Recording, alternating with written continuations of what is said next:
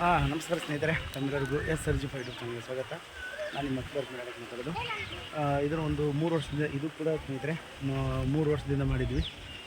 Fincare small finance ಬ್ಯಾಂಕ್ನವರು CSR ಆ್ಯಕ್ಟಿವಿಟಿಯಲ್ಲಿ ಸಂಕಲ್ಪ ಸಂಸ್ಥೆ ಕೊಟ್ಟಿದ್ದರು ಈ ಥರ ಬೋರ್ವೆಲ್ ರಿಚಾರ್ಜ್ ಕೆಲಸ ಮಾಡೋಕ್ಕೆ.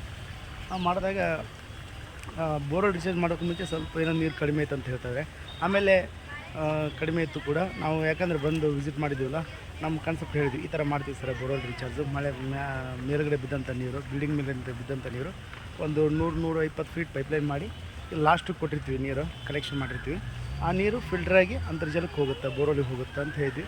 ಅವ್ರು ನಮ್ಮ ಕಾನ್ಸೆಪ್ಟ್ ಇಷ್ಟ ಆಗಿ ಆಯ್ತಪ್ಪ ರೀಚಾರ್ಜ್ ಮಾಡಿ ನಮಗೂ ಅನುಕೂಲ ಆಗುತ್ತೆ ಅಂತಂದು ಹೇಳಿದ್ರು ಸ್ನೇಹಿತರೆ. ಮಾಡಿದ್ವಿ. ಇಲ್ಲಿಗೆ 3 ವರ್ಷ ಆಯಿತು.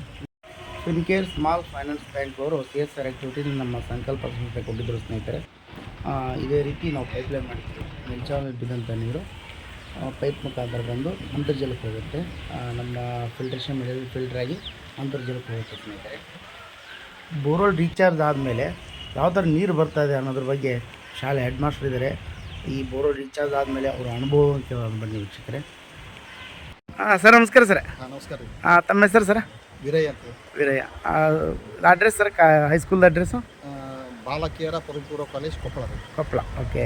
ಈ ಬೋರ್ವೆಲ್ ರೀಚಾರ್ಜ್ ಮಾಡಿಸಿ 3 ವರ್ಷ ಆಯ್ತು ಸರ್. ಹೌದು ಸರ್. ಸಂಕಲ್ಪ ವತಿಯಿಂದ ಮಾಡಿದ್ರಿ. ಫಿನ್ಕೇರ್ ಸ್ಮಾಲ್ ಫೈನಾನ್ಸ್ ಬ್ಯಾಂಕ್ ಅವರು ಇದಕ್ಕೆ ಇದು CSR ಆ್ಯಕ್ಟಿವಿಟಿಲಿ ಫಂಡ್ ಕೊಟ್ಟಿದ್ರು. ಹ್ಞೂ ಸರ್.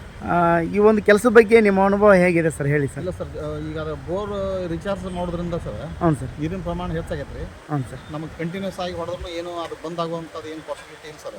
ಓಕೆ. ಚಾರ್ಜ್ ಹೆಚ್ಚು ಆಗೈತೆ ಸರ್. ಇದರಿಂದ ಸೌಲಭ್ಯ ಭಾಳ ಅನುಕೂಲ ಆಯ್ತು ಸರ್. ಮಕ್ಕಳ ಸಂಖ್ಯೆ ಹೆಚ್ಚಿರೋದ್ರಿಂದ ಇಲ್ಲಿ ಕನಿಷ್ಠ ಒಂದು 3,000 ಸಂಖ್ಯೆ ಸರ್, ಮಕ್ಕಳ ಸಂಖ್ಯೆ 3,000 ಸರ್. ಹೌದು ಸರ್. ಶೌಚಾಲಯಕ್ಕೆ ಮತ್ತು ಇದಕ್ಕೆ ಅಡಿಗೆ ರೂಮಿಗೆ ಭಾಳ ಬೆನಿಫಿಟ್ ಆಗುತ್ತೆ ಸರ್ ಇದು ಮಾಡಿದ್ದು. Okay okay. ಡೈಲಿ ಒಂದು ಒಂದು ಸ್ಟೂಡೆಂಟ್ 10 ಲೀಟ್ರ್ ನೀರು ಅಂತಂದ್ರೆ 9,000 ಲೀಟ್ರ್ ಬೇಕು ಡೈಲಿ. ಹೌದಾ? ಬರ್ತದೆ ಸರ್, ನೀರು ಏನು ಪ್ರಾಬ್ಲಮ್ ಇಲ್ಲ ಸರ್. ಪರವಾಗಿಲ್ಲ ಸರ್. ನೀರಿನಿಂದ ಏನು ತೊಂದರೆ ಇಲ್ಲ ಸರ್? ತೊಂದರೆ ಏನಿಲ್ಲ ಸರ್. ಈ ಬೋರ್ವೆಲ್ ರೀಚಾರ್ಜ್ ಮಾಡಿ ಮುಂಚೆ ಹೇಗಿತ್ತು ಸರ್ ನೀರಿಂದು ಒಂದು ಪ್ರಮಾಣ ಕಡಿಮೆ ಐತೆ ಸರ್. ಬ್ಯಾಸಿಗೆ ಒಳಗೆ ಏಪ್ರಿಲ್ ಆಮೇಲೆ ಜನವರಿ ಫೆಬ್ರವರಿ ಟೈಮ್ನಾಗ ಹ್ಞೂ ಸರ್ ಸ್ವಲ್ಪ ಪ್ರಮಾಣ ಕಡಿಮೆ ಐತೆ ಸರ್ ನೀರಿಂದ. ಹ್ಞೂ ಸರ್. ಈಗ ಏನಾಗಿದೆ ಸರ್, ನೀರಿಂದ ಭಾಳ ಅನುಕೂಲ ಆಗಿದೆ ಸರ್. ಅನುಕೂಲ ಆಗೈತೆ. ಒಳಗೂ ಏನು ತೊಂದರೆ ಆಗಲ್ಲ, ನೀರು ಕಂಟಿನ್ಯೂಸ್ ಬರ್ತಾ ಇದೆ sir. Okay sir. Okay sir. ಈಗ ಈ ಬೋರ್ವೆಲ್ ರೀಚಾರ್ಜ್ ಬಗ್ಗೆ ಮತ್ತು ಏನಂತಾರಲ್ಲ, ಈಗ ನೀರು ಕಡಿಮೆ ಆಯ್ತಪ್ಪ ಅಂದ್ರೆ ಮತ್ತೆ ಇನ್ನೊಂದು ಬೋರ್ವೆಲ್ ಹಾಕಿಸ್ತಾರ. ಹಂಗೆ ಮಾಡೋದು ಬೋರ್ವೆಲ್ ಹಾಕೋದಕ್ಕಿಂತ ಈ ಥರ ರೀಚಾರ್ಜ್ ಮಾಡಿಸೋದು ಅನುಕೂಲ ಅಲ್ಲ ಸರ್? ಹೌದು ಸರ್, ಇದು ಭಾಳ ಅನುಕೂಲ ಸರ್. ಈಗ ಹೊಳ್ಳಿ ನಾವು ಹೊಸ ಬೋರ್ ಹಾಕಿದ್ವಿ ಅಂದ್ರೆ ಹ್ಞೂ ಸರ್, ದುಡ್ಡು ವೇಸ್ಟ್ ಸರ್, ಅನ್ನೆಸರಿ. ಹೌದ್ರಿ. ಹೌದು. ಓಕೆ. ಈ ಥರ ಮಾಡೋದ್ರಿಂದ ಅನುಕೂಲ ಸರ್. ಅನುಕೂಲ ಆಗಿದೆ sir. Okay sir. Okay. Okay sir, ತಮ್ಮ ಅನುಭವ ಹಂಚ್ಕೊಂಡಿದ್ದಕ್ಕೆ ತಮ್ಮ ಉತ್ಪೂರ್ವಕ ಧನ್ಯವಾದ ಸರ್. ಮತ್ತು ಇನ್ನೊಂದು ಸರ, ಫಿನ್ಕೇರ್ ಸ್ಮಾಲ್ ಫೈನಾನ್ಸ್ ಬ್ಯಾಂಕ್ ಅವರು ನಮ್ಮ ಸಂಕಲ್ಪ ಸಂಸ್ಥೆಗೆ ಈ ಥರ ಕೆಲಸ ಮಾಡಿ ಅಂತಂದು ಕೆಲಸ ಕೊಟ್ಟಿದ್ರು ಸರ್. CSR ಆ್ಯಕ್ಟಿವಿಟಿ ಮುಖಾಂತರ ನಮಗೆ ಫಂಡ್ ಕೊಟ್ಟಿದ್ರು. ಫಿನ್ಕೇರ್ದವ್ರಿಗೆ ಏನು ಹೇಳಕ್ಕೆ ಇಷ್ಟಪಡ್ತೀರಿ ಸರ್? ಸರ್ ತುಂಬ ಧನ್ಯವಾದ ಸರ್. ಯಾಕಂದ್ರೆ ಮಕ್ಕಳಿಗೆ ನಾವು ಬೇಸಿಕ್ ಸರ್ ಇದು ನೀಡು. ಹ್ಞೂ ಸರ್. ವಾಟರ್ ಸಪ್ಲೈ ಅನ್ನೋದು ಏನೈತೆ ಅಂದ್ರೆ ಸರ್, ಎಲ್ಲರಿಗೂ ಎಲ್ಲ ಜೀವರಾಶಿಗಳಿಗೂ ನೀರಿನ ಅವಶ್ಯಕತೆ ಭಾಳ ಇರುತ್ತೆ ಸರ್. ಅದನ್ನು ಕೊಟ್ಟರಪ್ಪ ಅಂತಂದ್ರೆ ಅವ್ರಿಗೆ ತುಂಬ ಧನ್ಯವಾದಗಳನ್ನ ಹೇಳಕ್ಕೆ ಪ್ರಯತ್ನ. Okay sir. ಓಕೆ ಸರ್, ತಮಗೆ ಕೂಡ ತುಂಬ ಉತ್ಪೂರ್ವ ಧನ್ಯವಾದ ಸರ್. ಇಲ್ಲಿ 3,000 ಸ್ಟೂಡೆಂಟ್ ಇದ್ದರೆ ಒಬ್ಬ ಸ್ಟೂಡೆಂಟಿಗೆ 10 ಲೀಟ್ರ್ ನೀರು ಅಂತಂದರೆ ಟೋಟಲಿ 30,000 ಲೀಟ್ರ್ ಆಯಿತು. ಟೋಟಲಿ ಒಂದು ಸಾಲಿಗೆ 30,000 ಮತ್ತು ಅಡುಗೆ ಅದು ಇದು ಅಂತಂದ್ರೆ ಟೋಟಲಿ ಒಂದು ದಿನಕ್ಕೆ ಏನಾದರೂ ಒಂದು 50,000 ಲೀಟ್ರ್ ಅಂತೂ ಬೇಕೇ ಬೇಕು ಸ್ನೇಹಿತರೆ. ಅಂಥದ್ದು ಕೂಡ ತುಂಬ ಚೆನ್ನಾಗಿ ನೀರು ಓಡ್ತಾಯಿದೆ, ಬೋರ್ವೆಲ್ ನೀರು ಬರ್ತಾಯಿದೆ. ಅವರು ಕೂಡ ತುಂಬ ಖುಷಿಯಾದರು. ಈ ಒಂದು ಬೋರ್ವೆಲ್ ರೀಚಾರ್ಜ್ ಕೆಲಸದ ಬಗ್ಗೆ ರೈತರು ಕೂಡ ಬೇರೆ ಬೇರೆ ಒಂದು ಬೋರ್ವೆಲ್ ಫೇಲ್ ಆಯ್ತಪ್ಪ ಇನ್ನೊಂದು ಬೋರ್ವೆಲ್ ಹಾಕ್ಸ್ಕೊಂತಾರೆ.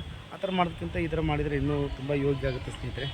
ಯಾರು ಬೋರ್ವೆಲ್ ರೀಚಾರ್ಜ್ ಮಾಡಿಸ್ಬೇಕಂತರೂ ಆ ನಂಬರಿಗೆ ಫೋನ್ ಮಾಡಿ ಮತ್ತು ಮಾಡಿಕೊಡ್ತೀವಂತೆ. ಮತ್ತು ಇನ್ನೊಂದು ಸ್ನೇಹಿತರೆ, ನಾವು ವರ್ಷ CSR ಆ್ಯಕ್ಟಿವಿಟಿಯಲ್ಲಿ ಬೋರ್ವೆಲ್ ರೀಚಾರ್ಜ್ ಮಾಡ್ತಾಯಿರ್ತೀವಿ, ರೈತರಿಗೆ ಫ್ರೀ ಆಫ್ ಕಾಸ್ಟಾಗಿ ಮಾಡ್ತಾಯಿರ್ತೀವಿ.